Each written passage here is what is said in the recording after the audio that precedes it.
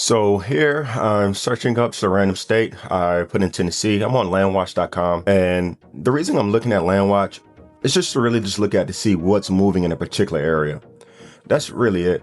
You see that we use Knoxville. You see that I put for sale comps. You see that I put pending offers just to get a general gauge of the activity in a specific area. That's it. So I'm just scrolling through, seeing what's available. Right? And just get an overall feel of how things are moving in a particular area. Right? It's not complicated. Then the other website that I use is Zillow. And it's the same situation. You see, I put in Knoxville. You see that I put in most recent comps within the past 12 months. I'm typing here 1,000 as my minimum, and my maximum, let's say around let's do 2 million.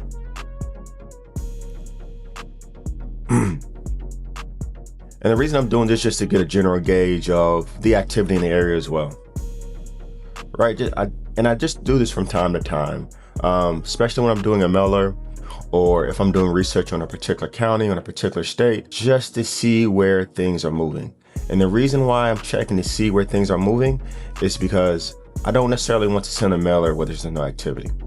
I'm Preston, a licensed realtor and land investor. And I've closed hundreds of deals nationwide using these exact type of off-market strategies. So let's jump right into it. So about this particular deal that we will be going over today and how I made $150,000 last month with land flipping. So this particular property, we had one mailer, one phone call, and a land that could have gone to a competing buyer for pennies on the dollar. And here's how I walked away with $150,000 in 60 days. Being in the state for maybe 2 to 3 years, nobody using it, nobody wanting it, until one letter showed up in the right mailbox at the right time. But the seller had other family members eyeing the property as well, could have triggered a drawn out dispute that killed the deal entirely. Competing buyer at the time was also circling back, ready to lock up the contract the moment our offer fell through. And to be honest, there was one key moment in that phone call where I almost let it slip through my fingers, but we'll get to that later in the video. So our think, build, and execute framework. When we see the black box, just know why you're doing it. When you see the yellow box, that's our build framework. You should be thinking about how to set it up and how you're going to do it. And as far as executing, which is the green portion, as you see here, and you also see here, this is pretty much just go and do it, right? These are the money-making opportunities that are only done through action. So how we pick our markets. Not every county is worth your time, right? Typically, when we are selecting a county, it's probably within 1 to 3 hours of a major metropolitan area or a larger city, or a densely populated area within a given state. So I will be giving you a bird's eye view of the deal and just my ideas within the land space, but also specific viewpoints of this deal and just other deals that I've done. So I tend to ramble, but I promise you it'll be well worth it. So as I mentioned, not every county is the same. I told you exactly how we are looking at different counties. But before we are picking a county, I like to research the foreclosure activity in the area, but also the for sale data and the sold data as well. And I kind of put everything together just to give me a general synopsis or an idea of what's moving in any given market. I'm looking for high value raw acreage because there's a few things that we can do with this. We can subdivide it. We can force appreciation, which all it means is just finding value and adding that to the property. And then we also like to target counties with motivated sellers. Not only are the counties that we're targeting have a high likelihood or a high response rate, they tend to not have a lot of competition in their area. Which really helps if we want to kind of speed run a land campaign. That's just a few details. But why inherited land? So for this particular mailer, for this particular property, I mentioned earlier that We netted around 150,000, probably a bit higher than that for this deal, after everything was any fees were paid out and all that fun stuff. The reason we like to target inherited property is for a few reasons. Typically, the seller profile, they're not necessarily attached to the property as much as the original owner may be. So that tends to help with negotiations. A lot of times they're not desperate to sell the land, but they are open to sell the land for the right price. And not only the right price, but also the right deal structure. And the reason we like these type of properties or these type of sellers is because the conversation is totally different, right? It's not a underlying defensive type of conversation where the seller is automatically playing defense in the sense of even discussing the properties and its different features and, what makes the property truly unique. A lot of times they don't like to disclose that for whatever reason, but when you have these type of sellers, for the most part, what I'm meaning, like inherited property owners and stuff, from my experience, they tend to be a bit more open about the property, a bit less emotional about the property, and really just wanting to get a deal done. We are still in the thinking stage, right? So right now we're still setting up the mental framework about how we are looking to eventually execute the deal. All right. As I mentioned, one of the competing buyers was circling back around, and this where having multiple exit strategies comes to be extremely beneficial, because our end goal is really to find an exit for the property and not necessarily to make as much money off the property. So when we approach from this type of mindset, it usually ends in a win-win situation. And it ends in that type of situation because from the start, we are discussing the seller's dream outcome, what the seller wants for the property, what the seller envisions as an exit strategy for the property. And that moves them into a different mind frame as well. It moves them from a defensive mindset more to a collaborative mindset. And that's really what you want to do. It's just try to get them into the mindset where they just want to discuss the property with you. And once you're getting into that type of framework or that type of mindset, it really becomes way more beneficial for both properties, or for both parties, excuse me. So the competing buyer, right? Let's talk about them. In a previous video, and I may create one sometime this week as well, or next week, about the 30 to 40 cents paradigm. So the 30 to 40 cents is typically what the normal land investor offers, what they typically offer, like for just a cash offer. Or let me rephrase that, what they normally present to the seller for a cash offer. Not necessarily a bad thing in a perfect situation, but the buyer nowadays, or the seller, excuse me, is way more knowledgeable about the property. They have a general idea, and these are just normal sellers that I'm talking to. They always have a general idea of what their property may sell for. So already having a few exit strategies already in mind about a particular property, granted that everything else aligns, is typically the way to go. The reason I say that is because if we just presented them with the normal 30 to 40 cents, promise to close in 7 days, we'll cover all the seller fees, how are we differentiating ourselves from any other land buyer?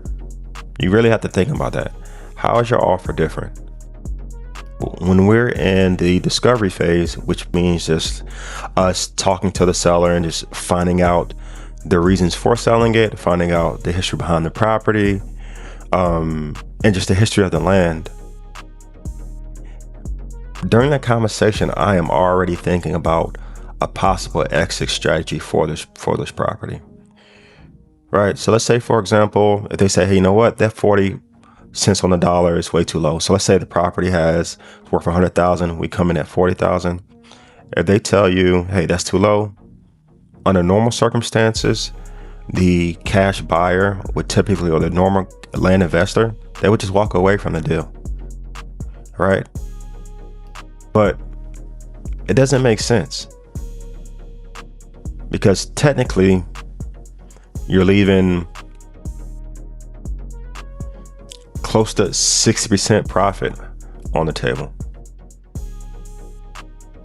A 40 to 50 or 10% swing or 15% swing in percentages could kill a smaller deal. For these larger deals, you have more negotiation or a bit more strategy that you can implement to make it a win-win situation. That's really where we came in. We had a bit more flexibility in the situation. And be honest with you, price isn't really the only deciding factor for the seller.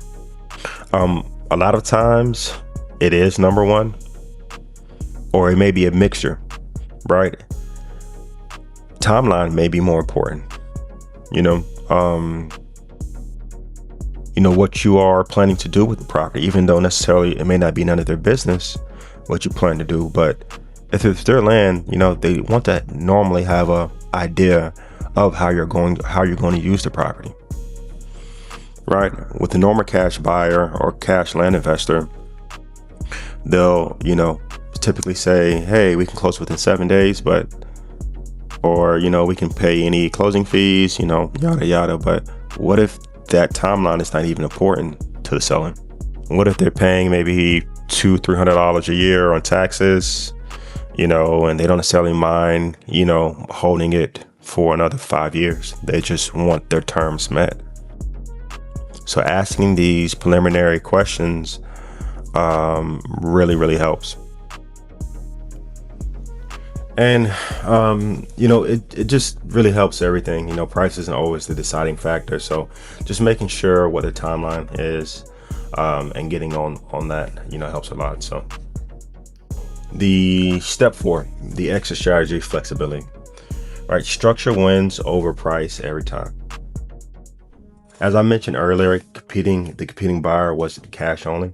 And to be honest with you, this is one of the reasons why a lot of the team eventually transitioned over to, not only, I don't want to say transition over to, but also became licensed broker as well, or hold their broker license. It's because that's just another lever that we can pull, and it really helps in that negotiation as well.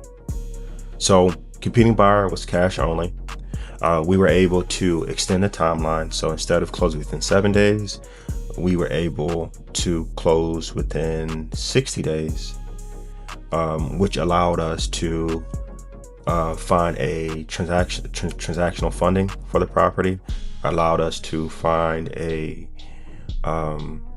attorney and law firm here in North Carolina, because it's an attorney closed state, that would allow us to double close, which seems pretty easy on the surface, but typically it may be a bit harder to find attorneys and law offices that know how to do that correctly.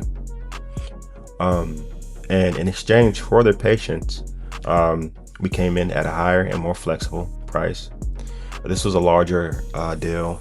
Well, not a larger deal, but a bit higher acreage. I think it was around maybe 70, 50. I think it was like maybe 60 acres. So, the 1,000 or so increase in price didn't necessarily hurt the bottom line that much. And we still made a decent chunk of change on this deal. And one negotiation and one conversation, and the deal was done. Right. The other cash buyer came in at one price. We told the seller, listen, this is what our offer is, right? But in order for us to execute on this offer, we will need a signed agreement within 24 hours. And they were ready. They were ready to sign. They were ready to get it over and done with, which is really, really good news for us. So let's talk about the mailer, right? This was a one touch point that closest deal for us. It was a foreclosure list that we pulled from the county. It was actually done by law office, believe it or not. We sent out the mailer, and we use a specific type of mailer for these type of closings because there's typically a higher conversion rate on these. So we don't necessarily have to send a one-pager. We don't necessarily have to send a range offer, which is pretty much like a, anywhere from a 20 to 65%. It's just like a range offer. You have different ranges in which you can present the offer in.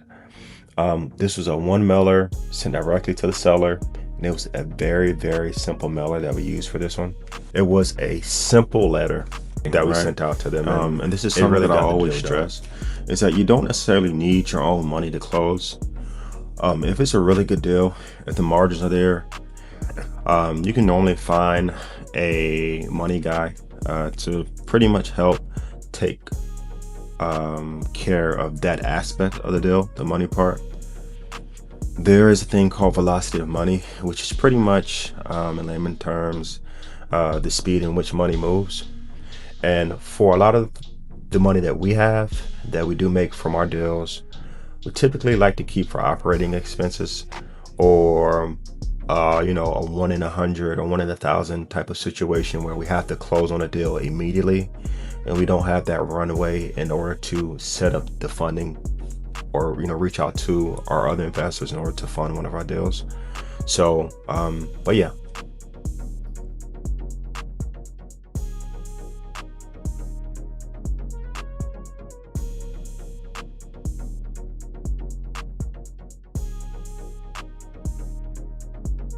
Particular property, we use a double close with transactional funding. So 3%, to be honest with you, is a bit high for transactional funding, at least for us.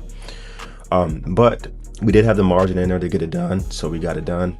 The investor that we were working with was really, really good. He was, his communication was extremely efficient.